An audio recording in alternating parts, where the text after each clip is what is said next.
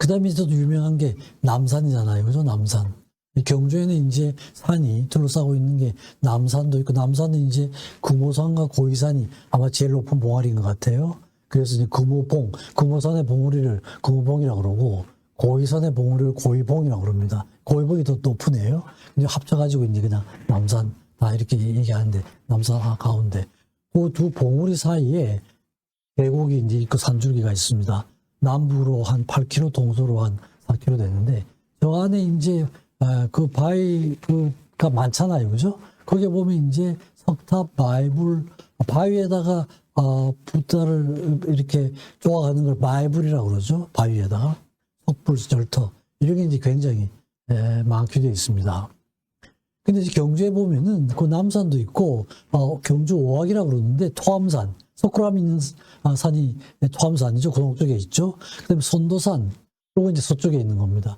성모사라는 절이 있었는데, 박혁거스의 어머니를 모시는 그런, 절이 있었습니다. 그것도 이제 조금 얘기가 뭐 좀 다르잖아요. 그죠? 박혁거스는 알에서 태어났잖아요. 알에서 태어났잖아요. 근데 이제 또 일본은 어머니를 모시는 이런 성모사를 만들기도 하고, 남쪽에 있는 산이 남산이고, 북쪽에 있는 게 이제 금강산인데 소금강산. 북쪽에 있는, 이북에 있는 금강산하고 구별해가지고 소금강산이라고 이렇게 하기도 하고, 또 중앙에 있는 산, 동서남북 중앙에 있는 산이 낭산이라고 하기도 하죠. 그죠? 낭산은 소위 불교에서 얘기하는 수미산에 해당이 되는데, 거기에 선덕여왕도 있고, 사천왕사지, 여러 가지 유적지가 많이 있습니다. 그 중에 남산입니다. 그리고 이제 단석산이라는 게 있는데, 돌을 자른다죠. 그죠? 돌을 자른다. 이게 이제 좀 떨어져 있는 산인데, 그거는 김유신이 옛날에 수영을 하고 그걸 할 때 칼로 내리쳐서 바위를 잘랐다는 그런 이제 이야기가 있는 산입니다. 그래서 산 이름이 단석산이 된 겁니다. 그 중에 이제 남쪽에 있는 산이 남산입니다. 박혁거스의 탄생지죠. 남산 기슭에 나정이라고 그 우물이 있습니다. 우물이 있고, 그런데 어쨌든 박혁거스가 탄생했기 때문에 그 전에도 사실은 상당히 스스러운 산으로 이렇게 숭배하던 산이었는데, 주로 불교가 공인된 이후에는 아주 부처님이 사시는 신령스러운 산으로 존숭되어 왔습니다. 근데 이게 재미가 있는 게, 이 박혁거스의 신사가 우리나라보다 일본에 엄청 많습니다. 일본의 신사, 신라 신사, 실화기 신사 뭐 이런 것들이 있는데 거의 2,700여 곳이 있다고 그래요.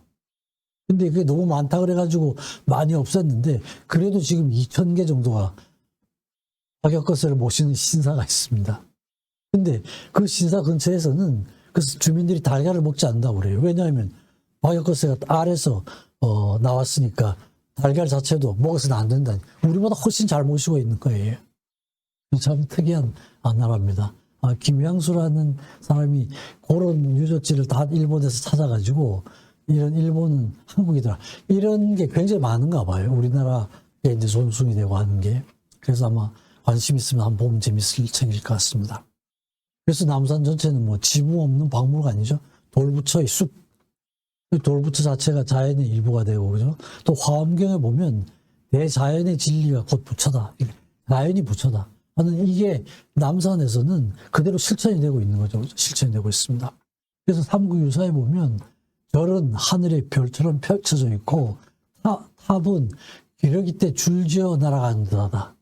아마 이때 경주도 그렇고 남산도 그렇고 굉장히 많았던가 봐요. 절과 탑들이. 그죠? 절하고 탑은 항상 같이 가기로 했잖아요. 절을 지으면 탑을 세우게 됐잖아요. 그죠? 하나를 세울 수도 있고 여러 개를 세울 수도 있고 이렇습니다. 그래서 그 일부의 탑을 보면 늘비봄이라는데 5층 석탑입니다. 위에 그 사진 슬라이드가 그 5층 석탑인데, 저건 아마 그 작품이 백제 석공이 와서 만든 것 같다, 이런 걸 하고 있습니다. 신라 석공들의 솜씨가 아니라고 그래요. 실제로 석탑은 백제에서 들여왔습니다. 백제에서 들여와서 발전이 되고, 거기에서 3층 석탑으로 신라에서 더 발전을 시켜요. 5층에서 3층으로. 더 그 안정감을 두기 위해서요. 이렇게 하고 있습니다. 그러니까 이제 저 때만 해도 벌써 그 장인들은 백제에서 굉장히 나라 자체는 서로 긴장된 상태에 있었지만, 그래도 장인이 뛰어나다 그러면 백제 석공들을 불러다가 일을 맡기고 그랬습니다. 딴 일도 많이 맡겼었죠. 그 다음에 용장사옥 3층에 석탑이 보물로 되어 있는 겁니다. 그리고 용장사는 김시습이라는 분이 금호 신화를 쓴 걸로 유명한 절이죠. 또 삼능골 마해관음 보살상 위에 있기 그렇고요. 또 그 불공마의 열애자상 아래쪽은 인상에 할머니 같다 그래가지고 할매부처라는 별명이 붙어 있는데 국보로 되어 있습니다.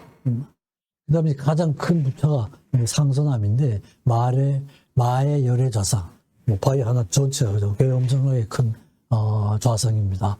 이런 식으로 바위가 있는 곳 어디든지 그냥 틈만 나면 부처님 새기고 탑 세우고 절 짓고 이랬던 것 같습니다. 또 절터는 실제로 절이 남아 있는 건 뭐 거의 없다시피 한데 그 터는 남아 있죠, 그죠? 인용사지라고 이게 문무왕이 자기 친동생 김인문을 위해서 지은 절. 기록에 그렇게 되어 있습니다. 터만 남아있죠. 절터도 100여, 그 산 안에 100여의 절터에서 석불이 80개, 석탑이 60개, 노천 불교 박물관이라고 할 만하죠. 자연과 종교, 그리고 예술, 이런 게 이제 하나가 되는, 기가 막힌 하나 사상이죠. 그죠? 청관사지. 청관은 그 김유신이 아주, 좋아했던 그런 여인이었잖아요. 그래서 이제 그 술 취해가지고 말을 타고 가는데 말이 그 청관녀 그 집 앞에 말이 섰습니다. 그때 이제 그 청관을 끊으려고 하고 있을 때였거든요. 그러니까 이제 그냥 말 목을 치고 집으로 갔다는 이런 에피소드가 남아있는데 어쨌든 그 청관녀를 기리는 절터가 남아있습니다. 그 터에는 석탑이 남아있습니다. 청관사 3층 석탑이라고 이렇게 되어 있습니다. 그 다음에 남산의 서쪽 끝에 가면 포석정이 이제 거기에 있죠, 그죠? 여기 역시 세계 문화유산으로 되어 있고, 유산고유선, 물이 흘러가지고, 시를 짓고 하고 놀던 이런 건데, 여기서 왜 경혜왕, 55대 경혜왕이 놀이를 하다가 견훤이 쳐들어와서 막지 못하고 거기서 죽고 경순왕을 세우는 이런 에피소드가 있는데, 여러 가지 말은 많이 있습니다만, 이 저거만 있었던 게 아니라 그 근처에 포석사라는 절이 있었습니다. 절이 있었는데 그 절은 국가의 중요한 공식적인 의식을 다 치르던 절이었어요. 그래서 경혜왕이 놀다가 맞아 죽은 게 아니라 그때 그 포석사에서 무슨 공식적인 행사가 있지 않았을까? 이런 추정을 하는 학자들도 있습니다. 어쨌든 그게 지금 남산 서쪽에 있습니다. 그 다음에 이제 사찰들을 보면은 황룡사죠. 황룡사가 아마 그 당시에 동양 최대의 사찰이었다 그러는데요. 진흥왕 14년에 짓기 시작을 해가지고 17년 만에 완공을 했습니다. 원래는 거기다가 궁궐을 지으려고 그랬다는데 이제 어디 꿈에 황룡이 나타나가지고 바꿔가지고 황룡사를 지었다는 이런 기록이 남아 있습니다. 물론 이 절은 완전히 성골, 왕가들의 왕실을 위한 그런 사찰이었죠, 그죠? 그래서 성골의 사찰이고 성골 왕들의 신성함을 보장하는 그런 사찰입니다. 어마어마한 사찰이었습니다. 제가 그걸 말씀드린 이유는 거기에 이제 9층 탑을 세우거든요. 9층 탑은 나중에 선덕이 왕 때 세웁니다. 처음 황룡사를 만들 때는 탑은 없었어요. 근데 이제 선덕이 왕 때 여러 가지 이제 국제적으로도 불안하고 왕권도 좀 불안하고 그러니까 그런 걸 좀 공고하게 하기 위해서 더 이제 불교를 더 강화하는 이런 그 정책을 많이 쓰는데요. 자장 스님이라고 중국에서 유학을 갔다가 거기에서 문수 보살을 친견을 하고 와서 이 구층탑을 짓고 이러는 게 좋겠다고 말씀을 해가지고 탑을 만듭니다. 9층이죠. 그래서 1층부터 일본당 5월쭉 이런데 그 신라를 괴롭히던 그런 나라와 민족들이에요. 그래서 1층부터 해가지고 저걸 세우고 나면 저런 그 신라를 괴롭히던 저 나라들이 와서 복속을 할 것이다. 이런 염원을 가지고 탑을 짓습니다. 80m 말하니까 제대로 원래 모습이 아파트 30층 높이라 그러니까 그 당시에 물론 당연히 동양에서 제일 높은 그런 거였죠. 못은 사용을 하지 않고 나무로 이렇게 서로 맞물리게 해서 씌운 겁니다. 그리고 왕후한 후에 선덕이 우리가 삼국의 주인이 될 것이다. 삼국 통일의 염원을 갖고 있었던 거죠. 물론 저때 이제 김춘추도 같이 활동을 하고 있을 그런 때였습니다. 저때도 총 책임자는 백제인이에요. 아비지라고. 아마 탑 만들고 이 건축술은 백제가 굉장히 뛰어났던가 봐요. 그래서 그게 국가적인 행사인데 백제인을 모셔다가 만들도록 합니다. 이 하나죠. 이것도 결국 하나 사상이죠, 그죠? 그리고 이제 절을 보면 불국사하고 석불사 이제 석굴암인데 원래 이름은 석불사였습니다. 석불사. 근데 이제 김대성 경도광 10년에 짓는데 불국사는 현세의 어머니, 석불사는 과거 전생의 어머니를 위해서 짓는다는 거예요. 그러니까 과거와 현재가 통합이 되는 거죠, 그렇죠? 시간적으로 통합이 하나가 되는 이런 겁니다. 근데 이제 김대성이 만들었다고 그러지만 혼자서 다 할 수는 없었던 것 같고요. 774년에 해공왕 때 김대성이 사망을 하는데 나머지는 이제 다른 사람이 맡아가지고 완공을 했다 이런 거 보면 아마 여러 사람이 이제 같이 이렇게 했던 것 같아요. 가장 주된 역할을 했던 사람이 김대성이었던 것 같습니다. 과거와 현재가 하나가 되죠, 그죠? 근데 이제 이 기록을 보면 일제시대 때 토목기사 요네다 미요지라는 토목기사가 있었는데 굉장히 정확하게 측량을 했습니다. 그래가지고 유적지 신라, 백제 유적지를 다 다니면서 하천왕사, 또 석탑, 평양, 무여정림사지, 불국사, 석굴암 전국에서 우리나라 유명한 유적지를 다 그 측량사였어요. 건축사. 정확하게 했습니다. 근데 이제 백제 부소산성 실축을 하다가 장태표처로 사망을 하게 되는데 35살에 아깝게 아주 세상을 떠났는데 그 측량을 가지고 나중에 이제 책을 만들었어요. 그런 사람들이. 근데 나보탑 비례관계, 불국사 조형관계 워낙 정확하게 해가지고 조선 상대 건축의 연구라는 이런 제목으로 정리를 해서 출간을 했는데 이게 아주 우리나라 건축사 연구에 불의 고전이 됐다고 그럽니다. 35살이었어요. 일본 측량사였습니다. 하여튼 자세하게 말씀 못 드리는데 말하자면 일부를 소개해드리면 저런 식입니다. 거리, 비례관계, 각도 이런 게 그냥 한 게 아니라 일정한 원칙에 의해서 만들어졌다는 거죠. 그걸 확실하게 과학적으로. 그러니까 예술과 과학의 우리나라 그 옛날 유적들을 예술과 과학을 통합을 한 그 최초의 시도가 일본이 건축사였습니다. 이런 식으로 그죠. 해가지고 그냥 한 게 아니에요. 다 어떤 계산에 의해서 일어난 겁니다. 미와 평화의 시연, 미와 장엄과 평화 이런 말을 쓰죠. 장엄함과 거극함 이런 겁니다. 심리적, 철학적, 종교적 그 결과 이해가지고 이런 인식이 통합이 된 종교와 예술이 하나가 되고 석굴암의 조각들, 외형의 미와 내면의 미, 외적, 내적인 거, 종교와 예술, 심리, 철학, 종교적 이런 모든 것이 통합이 되는 이게 이제 우리나라의 석굴암, 불국사, 우리나라 유적들의 그런 그 과학성과 예술성이라는 겁니다. 그래서 불국사를 보면 석가열의 현재불이죠. 아미타열의 비로자나불 보살님들이 많은데 다 역할이 조금씩 달라요. 다른데 이제 각 사찰마다 주부를 누구를 하느냐 이렇게 되는데 불국사에서는 다 통합을 하려고 그랬던 것 같아요. 여러 중요한 보살들을 극락정토를 하는 아미타열의 비로자나불 광명 이런 뜻이죠, 그죠? 광명 이런 뜻입니다. 관음보살, 중생을 보살피는. 그래서 불교 신앙을 통합을 하려고 하는 전체 굉장히 복잡한 사상을 통합하려고 했던 그런 사찰이 아니었나 이렇게 얘기를 합니다. 위에가 이제 대웅전이죠, 그죠? 거기에 이제 부처도 있고, 각각의 그런 그 보살들을 위한 관음전, 관음 보살 안에 이렇게 되어 있습니다.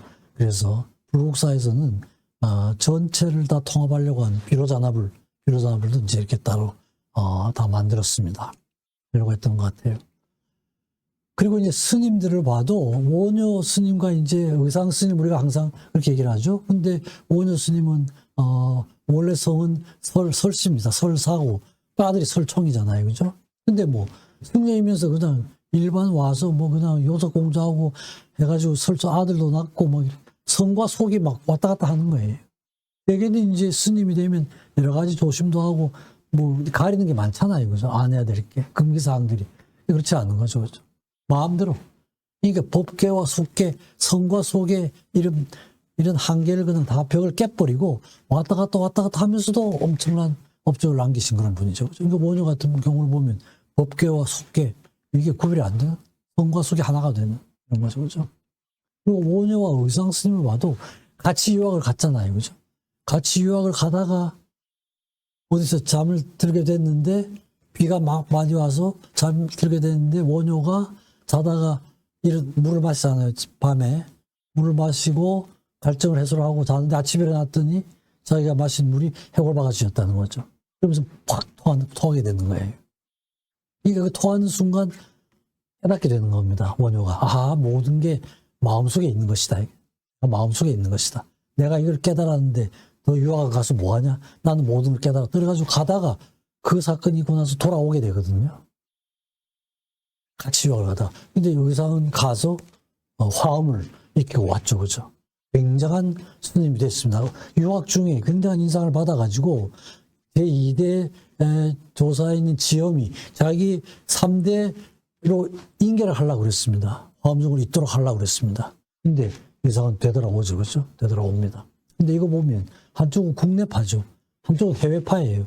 우리가 항상 국내파, 해외파를 구별하잖아요. 그죠? 근데 이 두 분을 보면 국내파와 해외파의 정치가 다르지가 않아요. 하나가 되는 거죠. 그렇죠? 국내파이면서도 해외파처럼 할 수가 있다는 이런 걸 원효가 보여준 겁니다. 그러니까 원효는 이런 면에서는 모든 벽을 다 깬 굉장한 스님이었죠. 그 당시에 신라에서뿐만 아니라 일본, 중국에서도 굉장한 그런 평판이 좋아가지고 와서 스님들이 와서 많이 배우고 간 이런 겁니다. 그래서 불국사하고 석불삼 그 사찰을 봐도 그렇고 불국사 내에서도 그렇고 또 스님들을 봐도 다 공통적인 게 뭐죠? 벽을 깨는 거예요. 그죠? 벽을 깨는 겁니다. 하나 사상의 실천이에요. 그 후에 서산대사 휴정 스님이죠. 그죠? 그분이 80세쯤 돌아가셨는데 저런 말씀을 돌아가실 때 열반송이라고 그러죠. 돌아가실 때 남기는 말씀인데 80년 전에는 너가 나더니 지나고 나서 보니까 내가 너로구나. 너하고 나하고의 벽이 없어짐. 너하고 이런 대립적인 상태에서 없어지는 거예요. 간단한 말씀이지만 아무나 할 수 있는 말씀이 아니죠. 나하고 너하고 어떻게 벽이 없어질 수가 있나요? 항상 구별되잖아요. 그렇죠? 저쯤 돼야 할 수 있는 거고 저런 사상은 옛날 원효 의상부터 쭉 내려오던 사상이 지금까지 이어지는 사상이라고 할 수가 있죠. 그죠? 그 다음에 이제 탑, 종, 비석들을 보면은 첨성대죠. 그죠? 이게 이제 하도 작고 이래가지고 정말 저걸로 무슨 천문뭘 했나 하지 마. 어쨌든 목적은 그 천문, 하늘을 관찰하는 겁니다. 그죠? 몸체는 원형으로 돼 있고 선덕여왕 때 이렇게 됐거든요. 지금도 저 첨성대는 처음 만들었을 때부터 지금까지 한 번도 수리를 한 적이 없어요. 이거 막히죠. 그죠? 원형이 그대로입니다. 다른 주석들은 전부 뭐 불타고 전쟁이 나면 고쳐지고 이래가지고 다시 고치고 이렇게 했지만 첨성대는 그대로입니다. 지진이 나도 거의 버텨요. 안에 내진 설비가 너무 잘 돼 있는 거예요. 이번에 몇 년 전에 크게 지진이 났었잖아요. 그때도 약간 비틀어진 정도였어요. 이 내진 설비가 기가 막히게 돼 있는지. 어쨌든 뭐 지금 남아있는 그 천문기관으로는 제일 오래된 겁니다. 제일 오래된 거고 저걸 만들고 나서 중국에서도 비슷한 걸 하나 만들었고 일본에서도 만들었습니다. 근데 뭐죠? 하늘과 땅이 하나가 되는 거죠. 하늘에 대한 관심이 굉장히 많았던 거죠. 하늘에 대한. 많을 수밖에 없죠. 농사를 짓고 이래야 되니까 하늘의 뜻을 알아야 농사를 잘 지을 수가 있는 겁니다. 그 이제 하늘과 땅이 하나가 되는. 하늘에 대한 관심이 많았고 천문학이 우리나라가 신라 때부터 해가지고 굉장히 발달이 됐습니다. 그 바탕이 된 거죠. 세종 때 되면은 거의 세계 최고의 천문학 수준이 되죠. 세종 때 되면. 최고의 천문학이 됩니다. 그 뿌리가 이제 옛날부터 있어 왔던 겁니다. 그죠?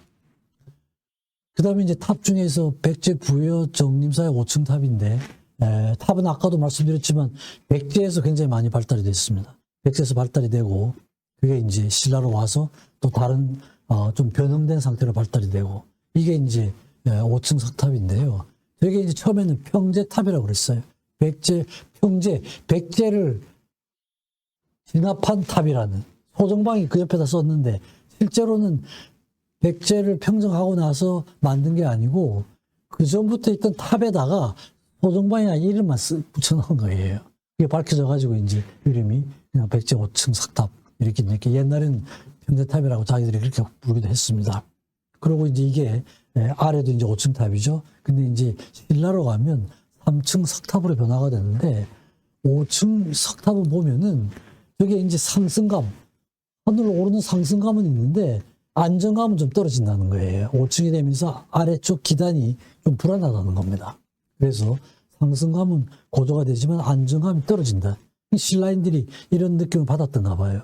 그래서 상승감도 유지를 하고 안정감도 하기 위해서는 기단 아래쪽 부분을 조금 더 그죠? 이성 기단으로 만들고 이렇게 해서 아래쪽을 조금 더 안정되게 만들고 위에는 그대로 유지를 하고 그러면 상승감과 안정감을 같이 얻을 수 있을 것이다. 이런 계획을 했던 것 같아요.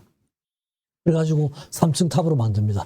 밑에 기단은 2개로 하고 3층 탑으로 만드니까 상승감도 유지를 하고 안정감도 유지가 되는 거예요. 이게 이 두 가지 서로 좀 상반되는 이런 느낌을 하나로 만든 게 신라에 와서 5층 탑이 3층 탑으로 되면서 더 발전이 됐고 이게 이제 그 80년 후에 석가탑에서 3층 탑이 완성이 되는 겁니다. 석가탑에 나부탑 석가탑에서 그죠? 동쪽 서쪽 이건 이제 저기 불국사 대웅전 앞에 있는 2개의 탑이죠, 그죠?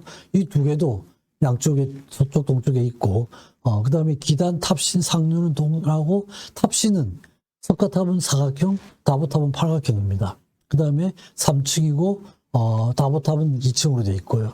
근데 한쪽은 굉장히 단순하고 한쪽은 굉장히 화려하죠, 그죠? 그러니까 같은 모양을 갖고 있으면서도 단순성과 화려함이 이제 전체로 봐서는 하나가 되는 이런 겁니다. 또 석가탑은 이것도 이제 백제인이 와서 만든 거예요. 아사달이라는 장인이 와서 만들었습니다. 그러니까 이제 아사녀 부인이 하도 오지 않으니까 탑이 그 연못에 그림자가 비춰지면 다 만든 거니까 그때 되면 만날 수가 있다 이랬는데 계속 그림자가 나타나질 않는 거예요. 그래서 이제 무형탑, 그림자가 없는 탑이라는 이름이 붙었고 결국 그걸 알고는 아사녀는 물에 뛰어들어서 자살을 하고 나중에 아사달은 알고 돼서 따라서 자살하는 비극적인 얘기가 담겨 있는 그런 탑이죠, 그죠? 그래서 이제 석가열애를 모시는 거고 다보탑은 다보열애입니다. 근데 석가열애와 다보열애 이것도 이제 석가열애가 법화경을 설하면은 다보열애가 보탑이 솟아 올라가지고 석가열애의 그 법화경이 진실됨을 증명하는 그러니까 설법을 설하는 분과 듣는 사람 이런 것들이 다 하나가 되는 모양도 그죠? 단순함과 화려함 그러니까 기가 막힌 하나사상이라고 할 수가 있죠, 그죠? 좌측이 다보탑이고 우측이 이제 석가탑입니다. 그 2개가 딱 있으면서 전체적으로는 그죠? 단순함과 화려함 여러 가지 사상들이 대립적인 사상들이 하나가 되는 이런 이제 기가 막힌 탑이죠, 그죠? 또 종을 보면 에밀의 종인데요. 이것도 이제 종 소리에서 저런 표현들을 합니다. 종 소리가 장중하면은 그 소리가 맑기가 어렵고 또 소리가 맑으면은 장중하기가 어려운데 이 장중함과 맑음을 두루 갖추고 있는 거. 형태가 또 정중하면서도 유려한 이런 겁니다. 그렇죠? 몇 번 실패를 하다가 결국 이제 해공황 때 완성이 되는데 이런 그 소리가 아주 복잡한 소리가 통합이 되는 이게 이제 에밀의 종입니다. 그래서 종을 가지고 과학자들이 테스트를 한 게 쭉 있는데 모든 종 중에서 가장 우수한 소리를 낸 게 에밀의 종이라는 그런 평판을 받았습니다. 그래서 에밀의 종 소리는 진리의 원음이다 이런 말도 하죠. 부처님 말씀을 글로 적으면 불경이 되고 모습을 형상으로 옮기면 불상이 되고 소리를 옮겨 놓으면 종소리가 된다. 불경, 불상, 종 이게 다 진리를 전달하는 그런 방법의 차이라는 이런 얘기죠, 그죠?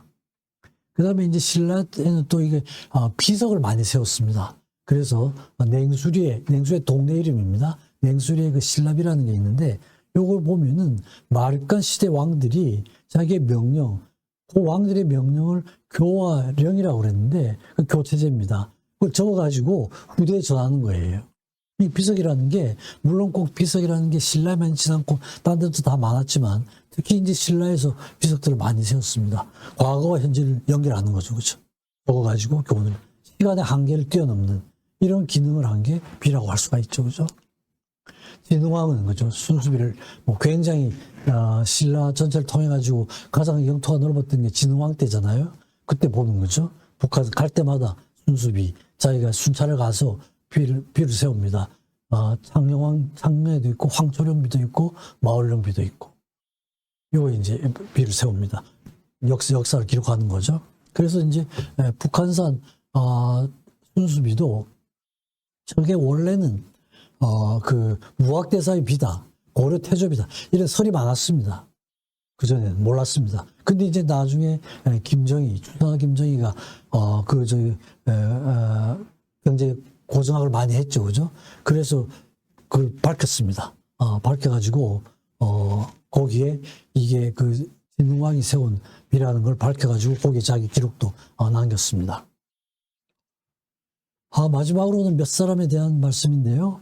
최치원이 당나라로 유학을 갔었죠. 물론 이제 골품 제도가 워낙 엄격하니까 신라에 있어만 가지고 오는 자기가 골품 제도를 뛰어넘을 수가 없겠다 해서 이제 어렸을 때 당나라를 가서 거기 과거 패스를 했습니다. 물론 그 과거도 보면은 외국인들을 위한 과거가 따로 있더라고요, 당나라에. 거기 패스를 해가지고 황소연한테 교문도 쓰고 해서 상당히 이름을 얻어가지고 교공황 때 이제 들어왔습니다. 들어왔는데 결국은 들어와서도 골품의 한계를 뛰어넘지 못했어요. 그래도 실망을 해서 나중에 이제 인사로 들어가서 이렇게 이제 생을 끝냈는데 언제 돌아가셨는지는 알지도 못하게 여러 가지 글을 많이 남겼죠. 근데 최초의 경우는 유교, 불교, 선국의 도 이런 여러 가지 도를 혼자서 통합을 하려고 했던 그런 시도를 했던 사람입니다. 그러니까 아마 신라였기 때문에 가능하지 않았을까 이런 겁니다. 김씨는 매월당이죠, 그죠? 이것도 아주 천재였죠, 그죠? 천재였는데 뭐 5살 때 세종 앞에서 시도 짓고 뭐 이랬는데 개유정난 세조가 그죠? 난을 일으키잖아요, 그죠? 일으켜가지고 정권을 쥐게 되잖아요. 그렇게 되니까 이제 거기에 실망을 하고 책을 모두 불태워버리고 그냥 떠납니다. 길을 떠나고 일생을 그냥 미친 사람처럼 이렇게 행동하면서 돌아다니면서 세상을 끝내는 이런 사람인데 이분이 이제 한때 금오산에 정착을 했습니다. 경주에. 그래가지고 금오신화를 짓는 겁니다. 그래서 저런 걸 보면 광인과 천재, 그죠? 광인 노릇을 하면서 실제로는 천재였죠, 그죠? 이런 그 상반된 어떤 가치가 하나가 될 수 있는 이런 것도 경주에서의 체험이라고 할 수가 있습니다. 그리고 이 김시습이가 사육신이 다 처형을 당했을 때 그때는 사실은 시신을 건드리는 사람도 다 처형되는 거예요. 근데 이걸 몰래 사육신 시신을 수습해가지고 지금 사육신 그 묘소가 있잖아요, 그죠? 노량진 거기에 있잖아요. 그 시신을 수습한 사람이 김시습이었습니다. 그리고 이제 또 경주 그러면 교동 최부자 연상이 되죠, 그죠? 경주의 교동에 터를 잡고 있던 분인데 최부자 집입니다. 벼슬은 진사 이상 하지 마라. 흉년기에는 땅을 사지 마라. 사방 백리 안에 굶어주는 사람들이 없게 하라.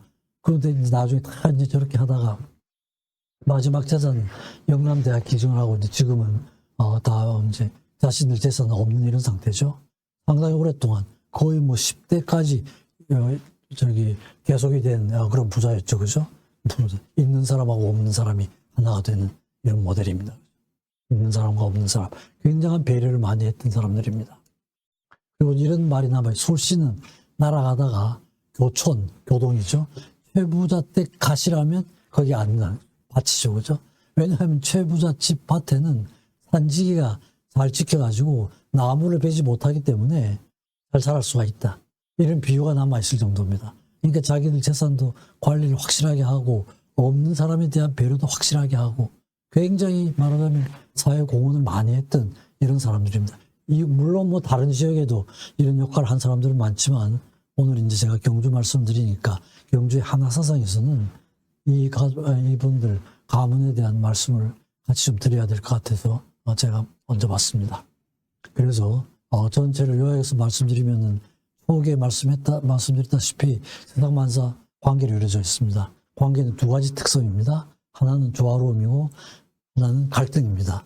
근데 추구하는 건 조화로움이죠, 그죠? 조화로움에서 가장 궁극적인 조화로움의 끝에 가면 하나가 되는 겁니다. 나하고 너하고인데 하나가 되면 가장 완벽한 조화로움이 되는 거죠. 그래서 이 조화로움 하나사상이 저는 인간 심성의 원형으로 보는 거예요. 누구의 마음속에나 공통적으로 존재하는, 의식할 수도 있고 의식 못할 수도 있지만, 그래서 우리가 감동을 하거나 거룩함, 신성함을 느낄 때는 우리 마음속에 있는 그런 그 하나사상이 자극되기 때문에 그런 게 아닌가 이렇게 생각하고, 그래서 인간 심성의 원형은 하나성이라고 이렇게 보는 겁니다. 그래서 제가 어렸을 때부터 지금까지도 계속해서 경주에 가서 느끼는 그런 감동이라든지 거룩함이라든지 신성함, 이건 경주 자체, 신라 자체가 상당한 부분이 그 문화적인, 유적, 사상적인 거 이런 게 하나성에서 유래되지 않을까, 이런 관점에서 오늘 이렇게 말씀을 드려봤습니다. 네, 마치겠습니다. 경청해 주셔서 감사합니다.